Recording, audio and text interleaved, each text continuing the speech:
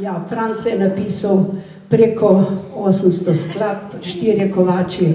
Že igramo seveda 71. leto in preden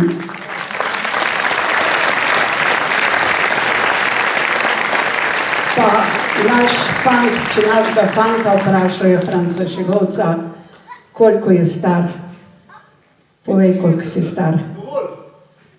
Ja, bice, da letno so tako radovedne gostovičo. Bice so babice. Jaz rekel, jaz povem, ko sem star samo dohtaj. On mora biti zapisano, da je pa zmejno rihtati ali drugo. Se pa znago, se pa številko obrnil. Sem pa rekel, zdaj sem pa že 78. Bica me pa gleda, pa pravi, Franc, a nisi to bil še skoraj pred 10 leti? Uka še duš.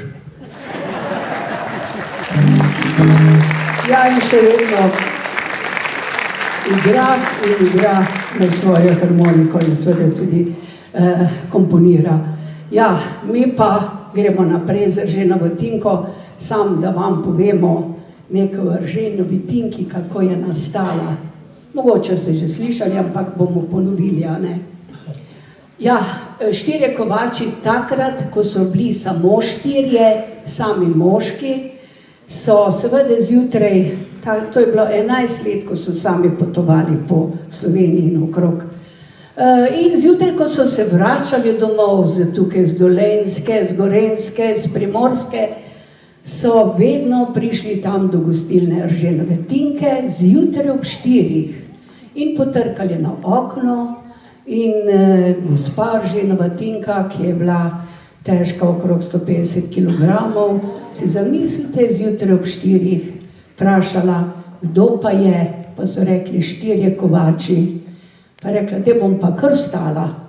In gospa Erženova Tinka je vstala in si zamislite, jaz to samo dame vprašam, kaj si mislite, moški zjutraj ob 4 so bili žejni, špricarje ob 4 zjutraj se hoteli piti.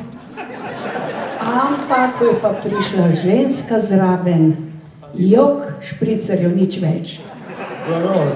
Jaz sem bila pa tista ženska, če hočete vedeti, da je to bil. S tem se ni zahvalil.